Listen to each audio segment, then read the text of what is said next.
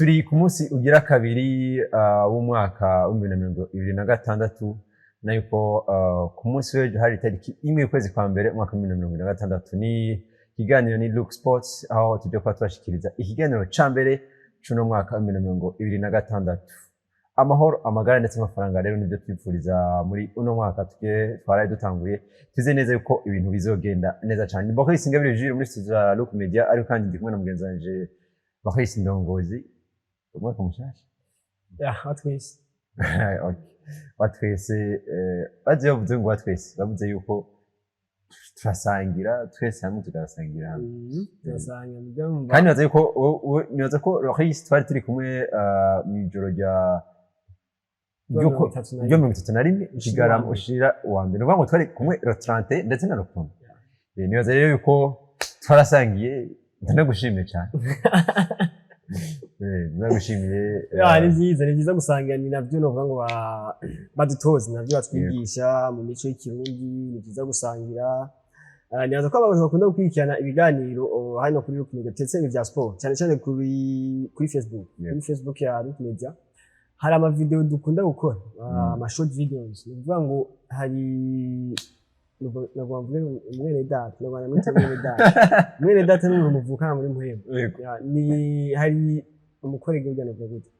umukozi dusandukurana umukozi dusandukurana hano mugege sijyo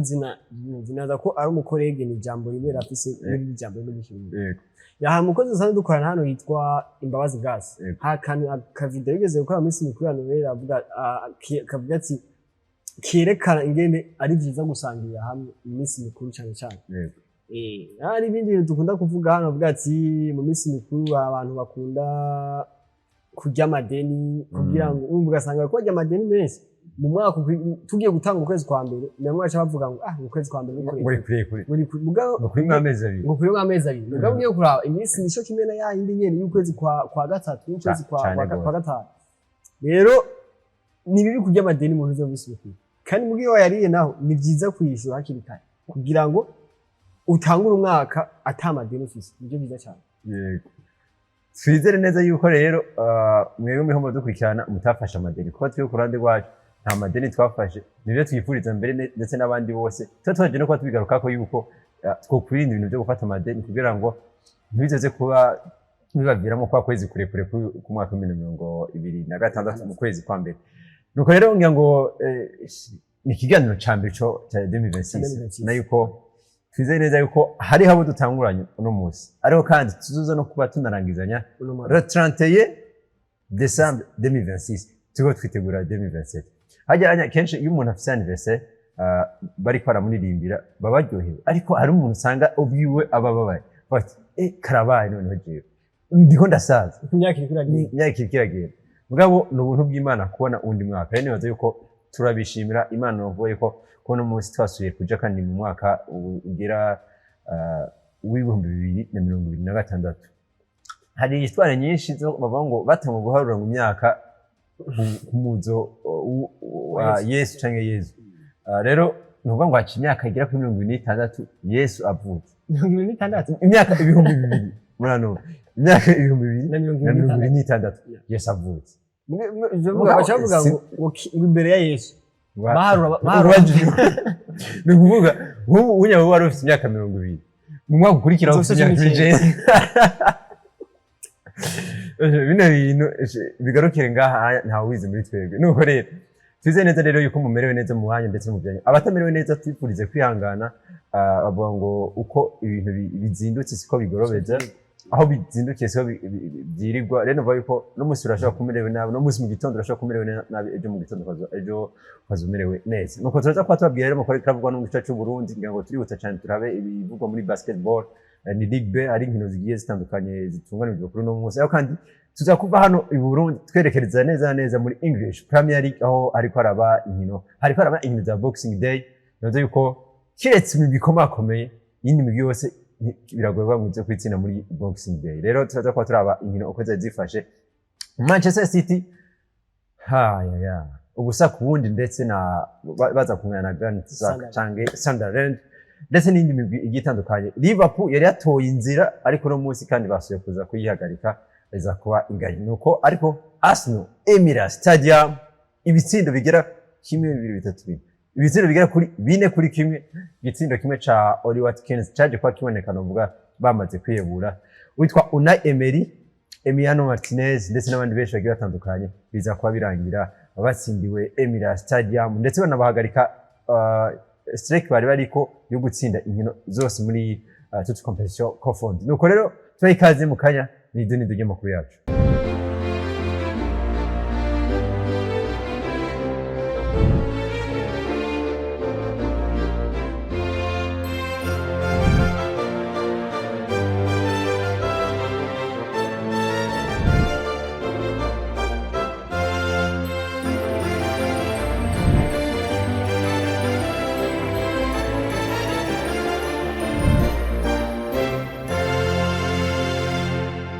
Naho nzi mwebwe harimo batafashe amadeni muga rero ku muntu yafashe ideni kugira ngo agishure hariho inzira yo cyangwa ubwango bishobora kumworohera ni gukoresha 1TBet yango muri ko murabona code mushobora gukoresha kugira ngo bize kuborohera kwinjira ni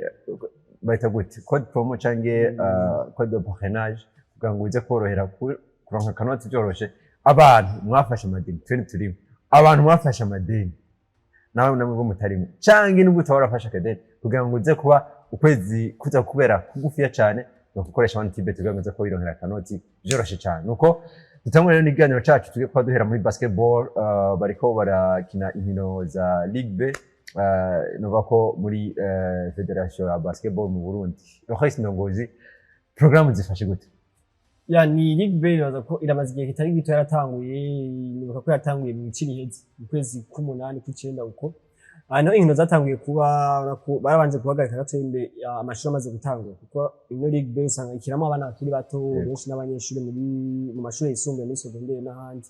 rero uno munsi muri Nova Cas bavuze ko bagaruka uno munsi bari muri playoffs muri demi finale za playoffs hagera imigwi igera kuri 4 akaba yashoboye gushika muri demi finale muri playoffs harimo Urunani Dinamo hamwe umugwa Remesha ndetse n'umugwa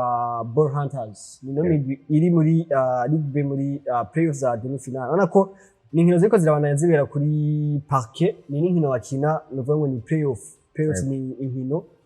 zitanu ni icuraganye hagati y'imigwi ibiri ngo Dinamo n'Urunani zamaze gukina urukino rwabo rwa mbere umva ni Dinamo iri kwikina n'Urunani ni Ball Hunters iri kwirakina n'umugwa Remesha amaze gukina urukino rumwe bose ku munsi wa gatatu bakina urukino rwa mbere uno munsi ku munsi wa gatanu hari urukino rugira kabiri hagati y'umugwa Dinamo n'Urunani igihe cy'isaha 5 kuri parquet urukino rwa mbere Urunani rwaratsinze Dinamo novuga ngo vyoroshe cyane urukino rwa mbere nyene Ball Hunters yaratsinze umugwi wa Remesha naza ko nivyo usanga umengo bisa n'ibitangaje cyane kubera nivo umugwa Remesha uriko n'umugwi usanga ukomeye cyane mu bakiri batoya ubona ko ni imwe mu equipe ifise pepiniere nziza cyane ku makategori yose naza ko ni ikintu cyo gushimika twame tureka abakunzi ba basketball bamwe bibaza kuva kera Ligue B yari yarahagaze abakinyi bakiri bato ntibariko baraboneka cyane muga uno munsi ana ko ni Ligue B yasogaruka kandi urabona ko ibintu bimeze neza ni n'inkino mbere ushima ari inkino ziryoshe ni inkino barihisha si twatumenye Ligue B bariko barihisha ariko bararihisha kubona abantu ni benshi binje kuri park ari benshi baje gushikira aruno rwaruka nako ni ikintu ciza cyane kirerekana ko basketball no mu bakiri bato iriko irafata urundi rugero habaza ati ni yahivarete na Dinamo mu bakuze yamanutse mu bana naho nyene rero uno munsi ku munsi wa gatanu hari inkino ku isaha 5 Dinamo n'Urunani igihe isaha 7 ya Ball Hunters ndetse n'umugwi wa Remesha kuri Carré Park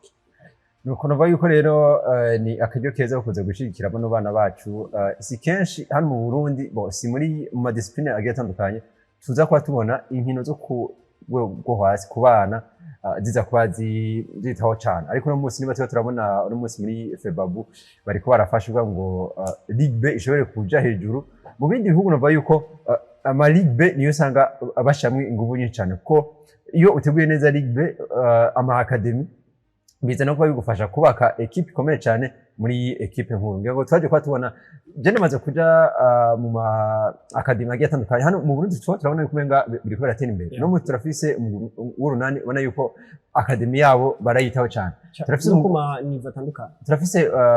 umugwa Remesha ubona yuko yo ni kuva kiyani baza yuko ubuho siyo yonyene turabona umugwa Rezipo ufasha mu yabihaguruke cyane cyane rene baza yuko nakaryo keza kugira ngo natwe nk'abarundi tuze kuba dushikira runo rwaruka rwacu ibintu bibandanye kuba bimera neza. Iruhande y'izo nkino za Ligue B izo zibiri za kuba araza kubona urukino rwa nyuma muri U14 abana bari munsi y'imyaka 14 azari gishi saa 9 kuri Park nyene ko ni final hagati y'umugwi wa Tuze ndetse n'umugwi w'Urunani Urunani sanga nimba ari U14 usanga bafise ama equipe abiri nimba ari U16 na ama equipe abiri nimba ari U18 usanga chaque catégorie bafise ama equipe abiri yerekana ko ikintu cy'ama equipe B mu Runani bashafise avance par rapport y'Urunani rero nuko iza kuba bimeze no munsi Tuze n'Urunani finale ya U14 gese saa 9 kuri Park. Nuko rero nibaza yuko nakayo keza tuko turaja muri weekend ariko kandi ni weekend iza kwinameze neza kuko turatuvuye kandi muri weekend iri special nabaye yuko rero nakayo keza ngo tuze kwa twishikira kuri park tuze kwa turaba zino nkino zigiye zitandukanye. Nuko tumaze kuba tuva mu Burundi turekeza neza muri English Premier League niganwa rya mbere igice ca mbere mu gihugu c'Ubwongereza. Navuga yuko aziko ajya mu mateka muri kahise k'umupira w'amaguru football yabaye fondi mu gihugu c'Ubwongereza. Ni soko niho umupira watanguriye umupira w'amaguru naza ko abandi bantu bose baje kwavuga mu gihugu c'Ubwongereza niho invention umupira w'amaguru yabereye niho hari umugwi wa mbere wa football watanguriye naza ko ni naco gituma no kuno munsi avuga ati umuvyeyi w'andi mahiganwa. Rero umuvyeyi w'andi mahiganwa ubusanzwe arongoye rero uwo muvyeyi w'andi mahiganwa ni witwa Arsenal the Gunners no munsi niho bari kwisonga nuvuga ngo nimba ari umuvyeyi w'andi mahiganwa uno munsi Arsenal ni umuvyeyi w'andi makipe umuvyeyi w'andi makipe muri kano kanya muri kano kanya ni bon Arsenal ni umuvyeyi w'andi makipe yose. Nuko rero hariko araba inkino zigiye zitandukanye ngo abenshi barabizi yuko muri kano karuhuko kama imisi mikuru Noheli na Bonane usanga hari inkino hoho mu gihugu c'Ubwongereza ibyo benshi bakunze kuba bita Boxing Day. Navuga yuko rero hari inkino zigiye zitandukanye. Duhere ku byagenze neza cyangwa byagenze nabi. Nibaza ko byose byagenze neza. Muri rusange kabisa muri rusange ibintu byose byagenze neza. Emirates Stadium Arsenal yariko yakira umugwi wa Aston Villa bari baherutse mbere wanashima no gukina muri phase no munsi bamaze kwatunga phase retour. Arsenal iza gufata ibishabo byose umugwi wa Aston Villa umaze imisi wakorera baza kuba bayitsinda ibitsina biya kuri bine byose kuri kimwe. Ibitsindo bine byose byaje kuba bibone bitanu byose muri rusange byaje kuba biboneka mu gice kigira kabiri.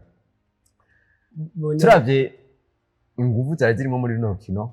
tuvuye ko Arsenal yari maze imisi menga buriya gutsinda irarondeza tuvuye ko gutsinda umuntu nka Aston Villa ko byagarukanye umudu nziza muri Arsenal yari maze inkino zine zaheruka muri Premier League bari batsinzemo ibitsindo 6. Yego ibitsindo 5 zari on goal ibyo ni bisanzwe hari n'igitsindo kibo bine bya on goals na penalty imwe ya Gyökeres n'igitsindo kimwe ca Odegaard muri rukino baruka gutsinda Celtic Palace ibitsindo biri kubusa. Urabona ko ni Arsenal ni ibintu yaruka kera gutsinda ibitsindo bine muri Premier League nibaza ko ni hatarimo on goal hatarimo na penalty. Ubwo rero buri Arsenal barayirenganya sometimes ni penalty sometimes ni on goal sometimes ni corner igitsina naza ko nta igitsina apana kuri penalty utsinda ku ma penalty ni hamwe usanga ari ibintu iyo penalty zitabonetse usanga kesha bawe ko akora ama memes kuri we nk'ubu nyashaka kwerekana aho tunukunda kubona ngo akamemes kerekana arbitre assist penalty aravuga ati iyi image mu rukino rwa Real Madrid imisi zo kwa muri sanga ko akora tuntu muganaza ko ni Arsenal yerekanye ko ni yari maze imisi itsinda abantu bavuga ati Arsenal iri kuragenda kubonye eske izoshaka kumaintenance inkino zisigaye ko tuko tuninjira muri period y'inkino nyinshi izoshaka kumaintenance iziratsinda ku gitsindo kimwe n'iki ubwo yashaka kwerekana ko biracyashoboka yashoboka ko ni Arsenal ishobora gutsinda ibitsindo byinshi. Arsenal aje kuba nuvuga ngo irekipera abakinnyi babo benshi bari bamaze igihe batari Gabriel Magalhaes amaze kuba agaruka Gabriel Jesus amaze kuba nawe nyine agaruka yanatsinze n'igitsinda uzi yuko Gabriel Jesus igitsindo ciwe ca nyuma yaheruka gutsinda yari gitsinze itariki 2 z'ukwezi 31 z'ukwezi kwa 12 umwaka wa 2024. Ikindi gitsinda yasohoye gutsinda cya kabiri yagitsinzira 30 z'ukwezi kwa 12 umwaka wa 2025 ni nyuma y'umwaka exactly. hari umuntu yahora sinzi ko naza ko comment match kuri Super Sports kuri Super Sports niwe yahora akunda kuvuga ati iyo umuntu ari populaire cyane ko izina rye riranjana kuri Super Sports niwe akunda kuvuga ngo hari kuri Chelsea ico gihe Chelsea ari ma periode mabi ma periode mabi yaratsinda agatsindwa mugabo ugasanga ku kwezi yatsinze urukino rumwe mu kwa mbere yatsinze urukino rumwe mu kwa kabiri yatsinze urukino rumwe mu kwa gatatu yatsinze urukino rumwe yabona ko ni Gabriel Jesus amaze kubagaruka muribaza ko yaramaze ikingo gira ku mwaka wose kuva mu kwicumi na rimwe ko mwaka weze ari mu mvune yako ni Gabriel Jesus naka ko akishika mu Manchester City avuye mu buca Brazil yavuye mu gwa Palmeiras ubona ko yari mu kinyafsetara abantu batavuga ati muri Brazil twaronse Ronaldo mushasha mugabo imvune nibaza ko ni ikintu cyane cyaje kuba kitamworoheza na bukebuke no mu myaka yashyize muri Man City hariho concurrence yakina na Sergio Aguero kuri poste imwe mugana ko rimwe ari umwanya hari n'igihe mbere yamaze igihe yicarika kuna Aguero kuri bando touche bana ko yari umukinya afise taranziza mugape ibintu by'imvune byaje kuba ngo bitamworoheza cyane no mu Arsenal yaje kubashika agishika mu nango yari mu titire yaritwaye neza sezo ya mbere yakinye sezo nziza cyane mugabo mu byaje gukurikira imvune zaje kuba ziba nyinshi rero no musana ko ku mwaka imaze umurinda ko azatsinda igitsindo ku mwaka ibinyaje kwa bitsinda urumva iyo ugize Arsenal injuries nyaza ko nimwe mu bintu bikicira kariyeri cyane ntibyamuvuye ko siwe yabishatse mugabana no yuko yaje no kwatsinda n'igitsino ciza cyane wanashima rero bavuye yuko Arsenal byagenze neza yaje no kwirekipera Kai Havertz no musana ko kamwe abakinyi ba Arsenal ko ragaruka William Saliba ko agaruka mu gihe cyiza cyane gose iyo bagaruka iyo basanga kuvunika uri bunya haguma hajemwo inkino nyinshi cyane League Cup Premier League Champions League FA Cup hazuba ari inkino ziri sere cyane rero bavuye yuko baje kubagaruka mu gihe cyiza Saliba yagiye yagarutse Magalhaes yagarutse Jesus yagarutse Havertz yagarutse nayo ko kame ya equipe irasubiye kuba kumwe kandi rero bavuye yuko bitsindo bigera kuri bine kuri kimwe antuka nakazi keza cyane ko yitwa ni akazi keza ko Arsenal kubera bana ku Aston Villa ni equipe imaze imisi kwagiye yari abasize muri match ari mu misi heze naza ko ari muri December ntango hari muri December n'ubu hari muri December ubona ko ni Aston Villa ni equipe imaze match 11 izitsinda zo zikurikirana umuadmin wabo yaje kuba yandika bahije gutsinda mu Chelsea gwari rukino ugira 11 batsinze baje gutsinda mu Chelsea naje kuba yandika ati the United trend yaba uri umufana wa Aston Villa umaze kwimosha kabiri mu kiringo gito cyane Wari umusuma Manchester United ubona ko ibyo kwimosha naza ko byanya ashaka kuba yabyihuza gatondo ashaka kubireka cyane ashaka kubireka gatondo mugabo uyu musi kubona Arsenal mu Aston Villa ibitsindo bine kuri kimwe naza ko byerekana force Arsenal ifite uko Aston Villa ni imwe mu equipe ari auto ku mugano wa Burayi mu gihugu cy'Ubwongereza ari ntuze match 11 badatsindwa ubona ko ni bibagaki ku Aston Villa ya equipe iri muri musi kuri table ya classement naza ko ni Arsenal ni message nziza cyane yerekanye kuri Premier League avuga ati biraboneka ko igikombe kiracari kuri twe twagarutse naza ko nta irere bafise kugira abakinya amaze ko bagaruka bari bazi bisi bavunitse equipe ya iri imbere kuri imaze no mwaka kangahe mu myaka ine ni imyaka itatu heze Arsenal iri top kuri Christmas mugabo ntaco byaje kuba bibyaza umusaruro twizere ko umwaka ako tukiyoze tuzoraba alafu yaseze nuko kurundi ruhande rero umugwi wa Manchester City bariko baragwanira igikombe n'umugwi wa Arsenal byaje kuba birangira bahagaritse n'umugwi wa Sunderland bize no kuba binarangira Manchester City idatsinze igitsinda ubusa ku wundi hagati ya Pep Guardiola n'abasore biwe ndetse na Sunderland ntiyobona itanguye kugaruka muri ya forme yayo wamenga tango gutora inzira wamenga maze gutora inzira mu gubunya isuye kuja hasi kandi gato bonyaza ko ni match goal bo sivuga ngo nishitwa zo Pep Guardiola yogira cyangwa ugira iki naza ko Sunderland no musi ntiyagira defense nimwe kuri kuri stade ya nta defense nimwe bafise muri saison ya Premier League naza ko ni ibintu bya nawe nyine babiheruka kera cyane Sunderland yaje kwingana Arsenal kuri stade yaho ya Stadium of Light ni wala ko uno mwaka bariko baragira fortress ino stade yaho wala ko ni equipe yaje kuba ibanganje na Arsenal ibitsindo bigera kuri 2 baratsinze umugwi wa Chelsea baraje ko bangana n'umugwi wa Liverpool ubona ko Fazal bayihejeje yose badatsinzwe match imwe kuri stade yabo kandi ubona ko ku munsi w'ejo match yo ku munsi w'ejo hagati ya Arsenal na Man City ubona ko yari match ubona ko Man City yaje kuba sauve niko novuga yaje kuba sauve na Donnarumma neza ko ni hockey ikomeye cyane n'umugwi wa Manchester City yaje kuba ubwira muri uno mwaka baravuga Ryan Cherki baravuga abandi ariko naza ko Donnarumma ni meilleur hockey master yaje kwigira kuko ari maze igihe bafise no Ederson Moraes ntiyari umugardiye mubi cyane mugabo yari umugardiye azi gukirisha amaguru yari mwiza kubera na Chelsea niwe yabahaye Champions League finale ya Champions League naza ko amugizeho ndi match no wabibiri mugabo no munsi sico kimwe kubijana no gusova match kugira mare nibaza ko ari inyuma cyane ya Donnarumma uravye mare agira no munsi Donnarumma ubona ko arasova Manchester City cyane nko ku munsi w'ejo kuri Sunderland naza ko ka Premier League ubona ko ni equipe ya tudomine ubona ko Man City yaragize byanasingine imetanje system doje yabo biranka gose muga muri deuxième mi-temps byaje kwa bihinduka kandi ni Man City twaba tuvuga kuri Arsenal yaje kuba irekipe abakinya ejo ku munsi w'ejo waje kubona witwa Rodri agaruka ubona ko nabo nyene ni avantage yaje kuba bagira mbere ubona ko na deuxième mi-temps kuba ahindura match amauka Man City muri mitambere baje kuba bagira tir cadre imwe gusa tir cadre imwe na nyene yaje ku mutani yaza ko oro 38 canke 40 ubona ko match yari goye muga deuxième mi-temps baje kuba bakira amakazo menshi amakazo atari make bagira tir cadre zigera kuri 5 muri deuxième mi-temps naza ko ni match ya Sunderland yari match goye Man City niyerere bagize kuko Arsenal ikiduga imbere kare amanota 2 yonyene uno munsi na amanota 4 umuntu ariko rabira umengo ni make ariko amanota nesti make uravye uno munsi Arsenal kugira isizwe match muri Premier League ntivyoroshe nabukiye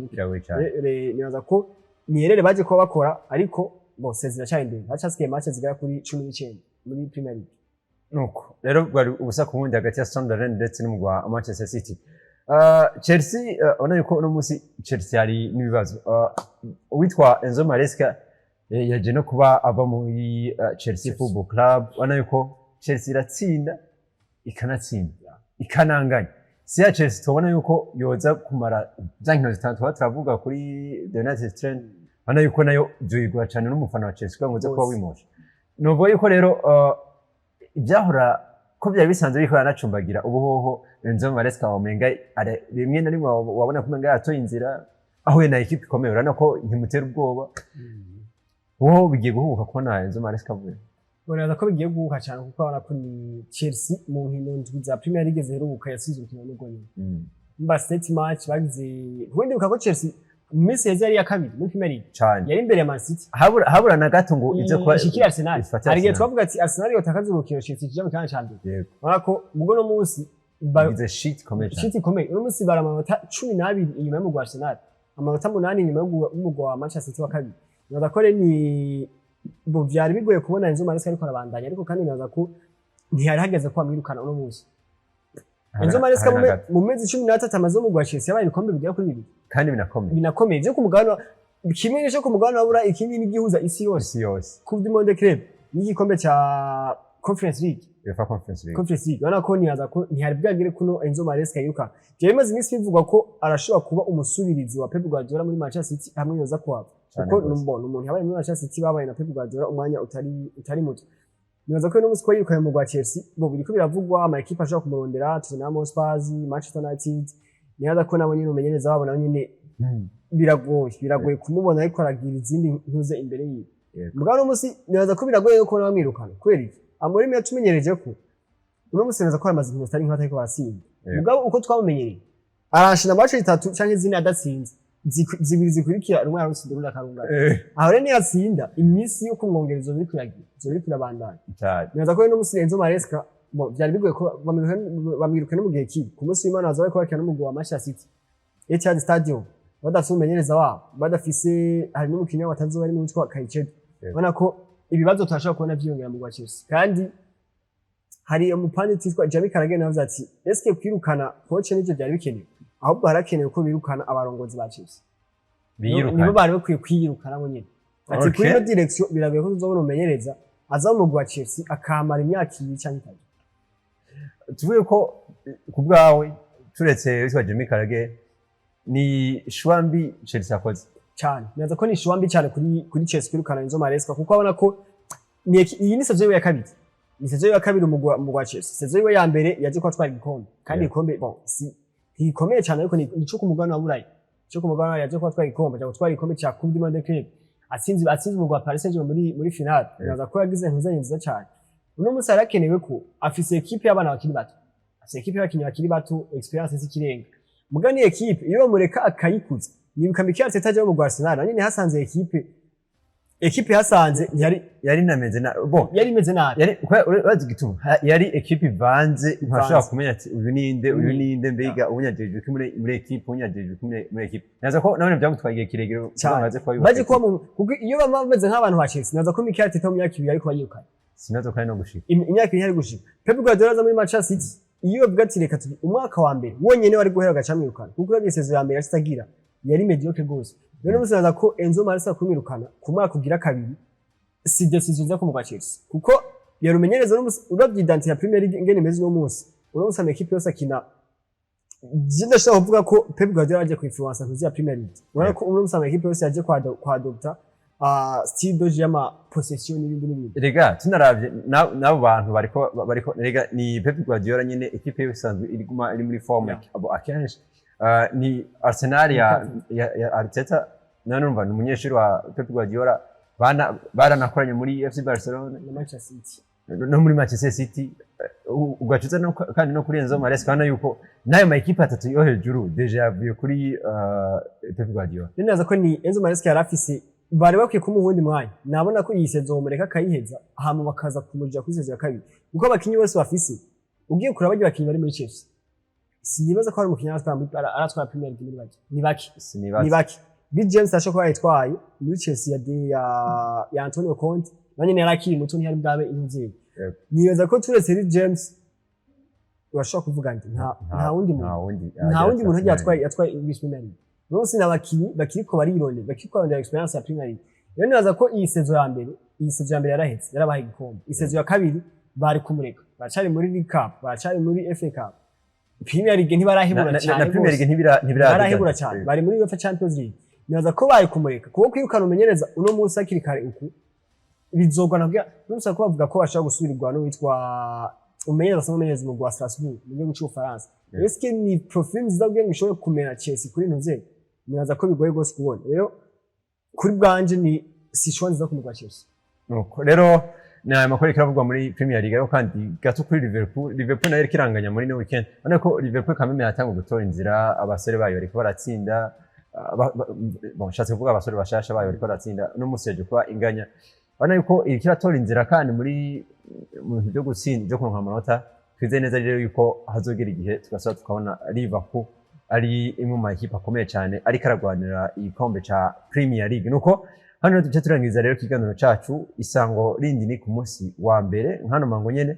Loris ndagushimiye yanshimiye nawe ko dufasha mu buhinga bw'ivyuma witwa Ami nawe ko dufasha ganga amajwi ndetse n'amasana mu mashikire atankomanzi twifurize rero kugira intango nziza y'umwaka ariko kandi n'intango nziza ya weekend umwaka mushaka